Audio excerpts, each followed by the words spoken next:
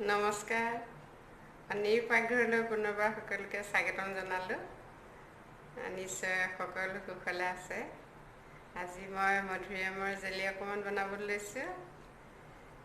বতৰৰ ফল মধুৰিআম চাগে সকলোৱে খাইছে, ময়ো খাইছোঁ। বাৰীতে এজোপা লাগিছে, বহুত লাগিছিলে, লাগি পকি সৰি গৈছে। সেয়ে ভাবিলোঁ আজি কেইটামান আনি অকণমান জেলি বনাওঁ, লগতে আপোনালোকলৈ আগবঢ়াওঁ। আহকচোন এতিয়া আৰম্ভ কৰোঁ। এইখিনি চাওক, মই বাৰীৰ পৰা মধুৰি ছিঙি আনিলোঁ। ইমান মধুৰি লাগিছে, তলত সৰি গোটেই পৰি আছে। মই এইখিনি আজি ছিঙি আনিলোঁ। ইয়াৰে মই এতিয়া অলপমান ধৰক 1 কেজিমানৰ মধুৰিৰ মই এতিয়া জেলি বনাবলৈ কাটি ল'ম। এইখিনি মোৰ কটা হৈ গ'ল। এতিয়া মই এটা চচপেনত অলপ বইল কৰি ল'ম।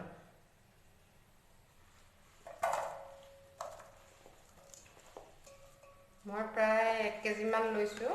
আপোনালোকে এইটো নিজৰ পৰিমাণ অনুসৰি ল'ব, কিমান লয়। আচলতে ইয়াৰ ৰসটো কিমান ওলায় তাৰ ওপৰতহে জেলি কিমান হ'ব ধৰিব পাৰি। মই এতিয়া পানী দি দিছোঁ।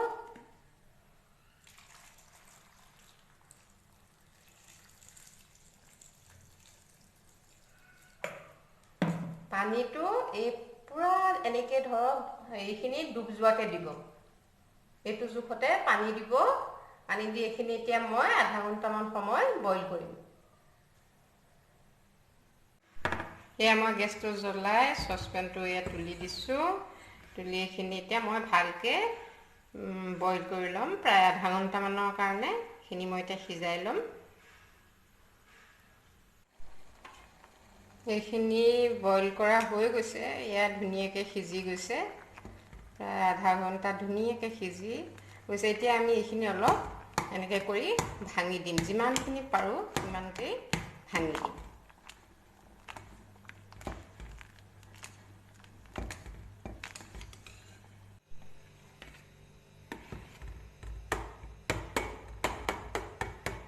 এইখিনি মই এতিয়া চাকনি এখনে চেকি পেলাই ৰসখিনি উলিয়াই ল'ম।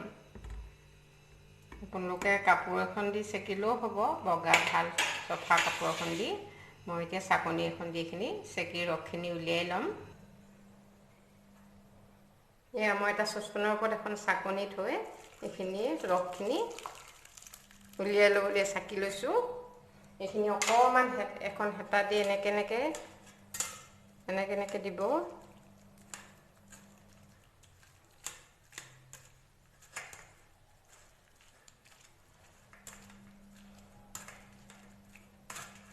এইধৰণে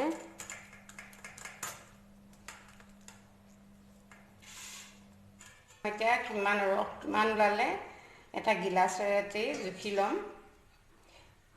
এয়া এগিলাচ।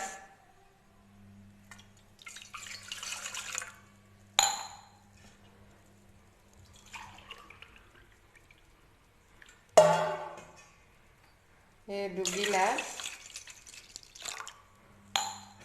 আপোনালোকে যিকোনো একেটা জুখি ল'ব। এয়া চাওক, আৰু আধা গিলাচ।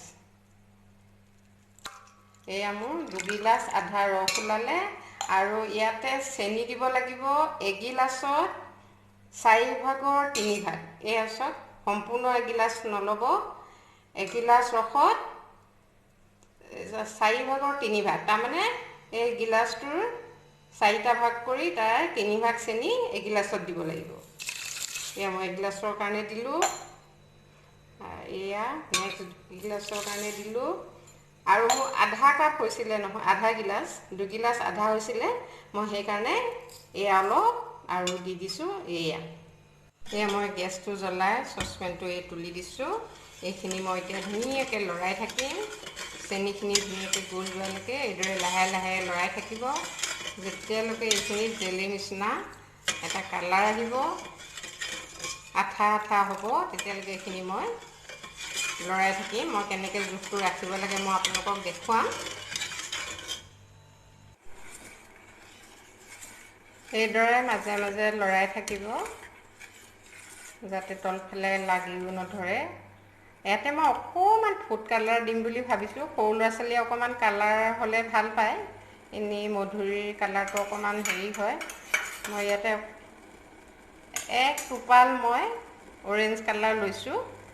এটা টোপাল লৈ মই মিলাই লৈ ইয়াতে দি দিছোঁ।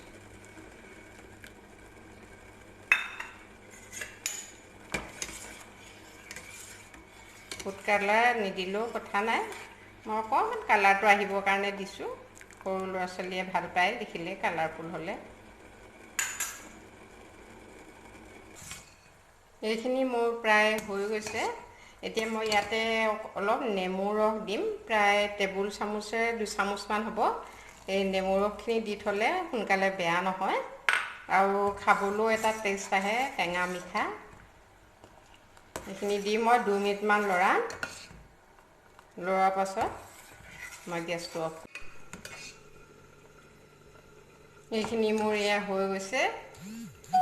এয়া চাওক, এনেকুৱা ধৰণে হ'লে ৰাখি দিব। এয়া অলপ ফুটান এয়া হৈছে দেখিছে, তেনেকুৱা হেৰিয়া ৰাখি দিব। বা এটোপাল আপোনালোকে এনেকৈ পানীত দি চাব, এনেকৈ পানীত দি চাব, পানীখিনিত যদি বিয়পি নাযায়, বহি যায় ধুনীয়াকৈ। এয়া বহি গৈছে চব, মিলি যোৱা নাই, তেনেকুৱা আন্দাজত কৰি ৰাখি দিব।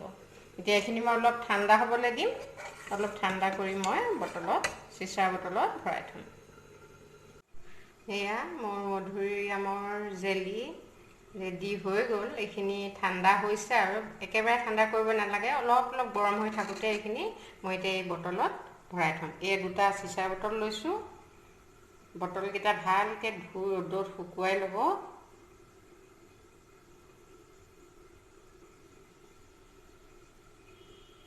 এয়া 1 বটল হ'ল আৰু অলপমান হ'ব।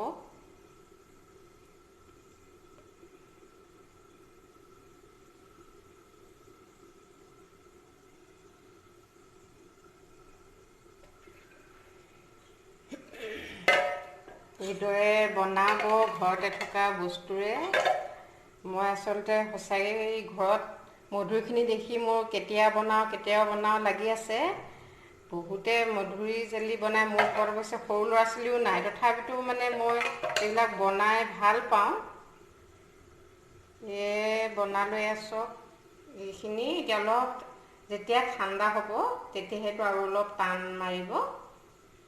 এইটোত অলপ হ'লে এবৈয়াম আৰু অলপ হৈছে। এইখিনি এতিয়া মই অলপ দি ঠাণ্ডা হ'বলৈ দিম। একেবাৰে ঠাণ্ডা হ'লেহে ইয়াৰ আচল জেলিৰ আকাৰটো আহিব।